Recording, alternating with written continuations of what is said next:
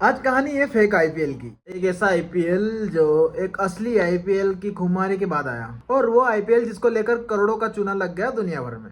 सच्ची कहानी है ये फेक आईपीएल की। ऐसी कहानी जिसे सुनकर आप कहेंगे कि भाई साहब, ये जुगाड़ और ठग का जो टैलेंट इंडिया के अंदर है ना, ये टेक्नोलॉजी और ये फॉर्मूला देश से बाहर नहीं जाना चाहिए।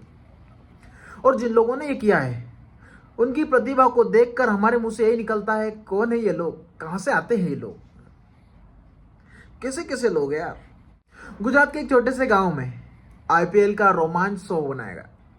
टीवी पर आईपीएल खत्म हो गया था, लेकिन गुजरात के मेहसाणा जिले में एक खेत में चेन्नई सुपर किंग और मुंबई को भिड़ा दिया गया। और सबसे हैरानी की बात यह थी कि इस मैच पर पैसा लगाने वाले लोग 7 समंदर पार बैठकर इस पर सट्टा लगा रहे थे। करोड़ों पैसे लुट गए। रूस के शहरों में बैठे सट्टेबाजों को लग रहा था कि वो इंडिया में हो रहे असली लाइव मैच पर सट्टा लगा रहे हैं। वो अपनी स्क्रीन पर चौका छक्का देख रहे थे, खुश हो रहे थे, लेकिन उन्हें अंदाजा नहीं था कि जिसे वो स्टेडियम समझ रहे थे वो किसान का खेत था। जिसे वो रोहित, विराट या धोनी समझ रहे थे वो 400 रुपए में दिहाड़ी करने वाले मजदूर थे। और इसीलिए कहानी है भारतीय जुगाड़ की, सातिर दिमाग की और ऐसी मार ठगी की, जिसने न सिर्फ रूसियों को कंगाल किया बल्कि दुनिया को माथा पकड़ने पर मजबूर कर दिया। आज आपको ये आईपीएल कहानी सुनाते हैं, नकली आईपीएल की, फेक आईपीएल की कहानी। देखिए, हर बड़ी चोरी के पीछे बुद्धि होती है। इस कहानी के पीछे भी बुद्धि थी। मास्टरमाइंड था शोएब दावड़ा। कोई साधारण अपराधी नहीं था। काफी समय रूस में रह चुका था। काम करते हुए उसने एक दिलचस्प बात नोटिस की। उसने देखा कि रूस के लोग सट्टेबाजी के दीवाने हैं। उन्हें क्रिकेट के खेल का एबीसीडी तक नहीं पता। उन्हें नहीं पता कि एलपीडब्ल्यू क्या होता है, नोबेल क्या होती है। बस दो चीजों से मतलब, एक लाइव मैच और एक स्कोर बोर्ड जिस पर वो सट्टा लगा सके। शोएब इंडिया लौटा। उसके दिमाग में खुरापाती आइडिया है। उसने सोचा, हर मैच तो हम फिक्स कर नहीं सकते, तो क्यों ना ऐसा करें कि अपना खुद का एक मैच बना ले। एक ऐसा मैच जो पूरी तरह कंट्रोल में हो, हर गेंद, हर रन, हर विकेट, पोजीशन। अब सवाल था कि मैच कहाँ करवाएं, स्टेडियम कहाँ से लाए, खिलाड़ी कौन लाए। तो भाई साहब ने खेत को बना दिया वानखेड़े स्टेडियम। मेहसाणा जिले के छोटे से गांव मोलीपुर को चुना। यह जगह शहर से दूर थी, किसी के आने जाने का डर नहीं था। उसने गुलाम मसीह नाम के किसान को खेत को किराए पर लिया। किसान को लगा हुआ कि भाई साहब कुछ किया जाएगा, गोदाम बनाया जाएगा। लेकिन क्रिकेट का एक स्टेडियम बना सस्ता वाला। असली स्टेडियम बनाने में करोड़ों रुपए लगता है, लेकिन शोएब ने कुछ हजार रुपए में ही इसको तैयार कर लिया। खेत का एक हिस्सा साफ करवाया, मिट्टी डलवाई, पिच बनवाई। रात में मैच करवाने के लिए बड़ी बड़ी हेडलाइट चाहिए थी। उसने खेत के चारों तरफ 5 डंडे गाड़े और उनपे हेलोजन बल्ब लगा दिए।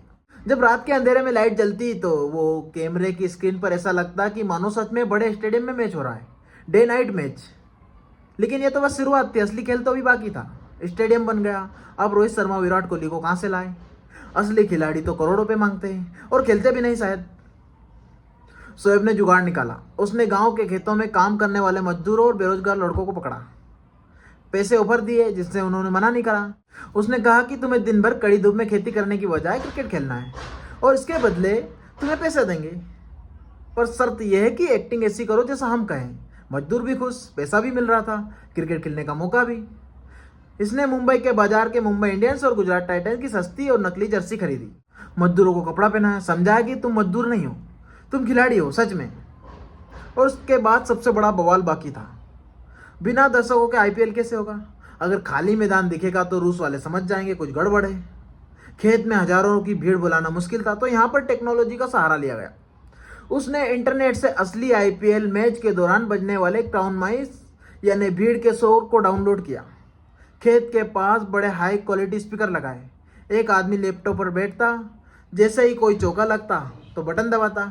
स्पीकर से हजारों चिल्लाने की आवाज आती, तालियों की आवाज आती। रूस में बैठे आदमी सोच रहे थे कि भाई स्टेडियम खचाखच भरा है, लेकिन अभी भी एक दिक्कत थी कमेंट्री की, जिससे लगा कि असली मैच है। रूस वालों के लिए इंग्लिश कमेंटेटर चाहिए था। शोएब ने एक ऐसे आदमी को ढूंढा जो मशहूर कमेंटेटर था, हर्षा भोगले की हूबहू नकल उतार सकता था। यह आदमी माइक पर बिल्कुल प्रोफेशनल आवाज में बोलता था, what a fantastic shot, beautiful cover drive. और इस नकली आवाज ने उसमें असली जान डाल दी। कैमरा लगाने में चालाकी दिखाई। कैमरा ऐसे सेट किया गया जैसे पिच और बैट्समैन दिखाई दे। वाइड एंगल दिखाया नहीं। कैमरा घूमता तो पीछे खेत, झाड़ी, भैंस, छगड़ी सब दिख जाते। उतना ही दिखाया जितने में पैसे कमाना था। अब इसके बाद आया मजेदार हिस्सा। यह मैच बल्ले और गेंद नहीं बल्कि वॉकी टॉकी से खेला गया। इस नाटक का सबसे अहम किरदार था पैर। एम्पायर के पास 2 वॉकी टॉकी थे। एक शोएब संपर्क में था। रूस के वरुणेस शहर में सट्टेबाज टेलीग्राम ऐप के जरिए सट्टा लगाया। शोएब लैपटॉप पर देखता किस टीम पर या किस रन पर ज़्यादा पैसा लग रहा है। अगर रूसियों ने चौके पर लगाया तो शोएब उन्हें हराने के लिए आउट करवाता था। वॉकी टॉकी को एम्पायर बोलता अगली बॉल पर विकेट गिरा दो। एम्पायर धीरे से बैट्समैन और बॉलर को इशारा करते थे। बॉलर समझ जाता कैसी गेंद फेंकनी है। बैट्समैन समझ जाता उसे आउट होना है। जैसे गेंद आती बैट्समैन हवा में कैच चलता आउट हो जाता। शोएब कहता छक्का चाहिए तो बॉलर बिल्कुल आसान सी गेंद फेंकता। मजदूर उसे बाउंड्री के बाहर मार देता। सब कुछ स्क्रिप्टेड था लेकिन सब असली लग रहा था। और फिर शोएब का धंधा चलने लगा। उसने क्वार्टर फाइनल से लेकर सेमीफाइनल तक खूब पैसा कमाया। लाखों करोड़ रुपए ठग लिए। शोएब को लगा कि वो इतना सातिरे पकड़ा नहीं जाएगा, लेकिन कहते हैं ना कि अपराधी चाहे कितना चालाक हो पकड़ा जाता है। महसाणा पुलिस को किसी खबरी ने बताया कि साहब मौलीपुर गांव में सुनसान खेत में रात को बड़ी रोशनी होती है। अजीब सा शोर आता है। लड़के क्रिकेट खेलते हैं, वॉकी टॉकी पर बात करते हैं। पुलिस को लगा गांव में कोई टूर्नामेंट होगा, लेकिन जब सट्टेबाजी और रूस का नाम सुना दिमाग खराब। एक रात जब फाइनल जैसा कोई मैच चल रहा था, हर्षा भोगले की आवाज़ गूंज रही थी और महसाणा पुलिस की टीम ने खेत को चारों तरफ से घेरा। जैसे ही पुलिस घुसी और नज़ारा देखकर पुलिस भी हंसते हंसते लोटपोट हो गई। देखा एक आदमी माइक पर कमेंट्री कर रहा है, कोई वॉकी टॉकी पर है, मजदूर बैटिंग कर रहे हैं, खेत किनारे स्पीकर लगा है। पुलिस ने उन्हें पकड़ लिया। बेचारे मजदूर को पता ही नहीं चला करे तो करे क्या।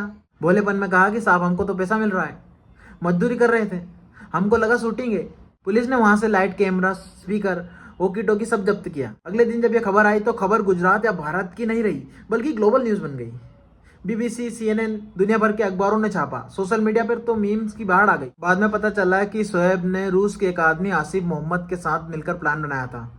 आसिफ वहां पब में बैठकर रूसियों को फंसाता और शोएब यहाँ खेत में मैच करवाता था। शोएब उसकी टीम ने जो किया कानून की नज़र में वो धोखा था, जुर्म था, जेल जाना पड़ा। लेकिन जिस तरह से अंजाम दिया, जिस डिटेलिंग के साथ नकली माहौल बनाया, वो बताता है कि भाई साहब अगर दिमाग सही जगह लगाए तो कमाल कर सकता है। वैसे भी इंडिया में टैलेंट बहुत है। तो कहानी अच्छी लगी है तो वीडियो को लाइक करके वीडियो को आगे शेयर भी कर देना।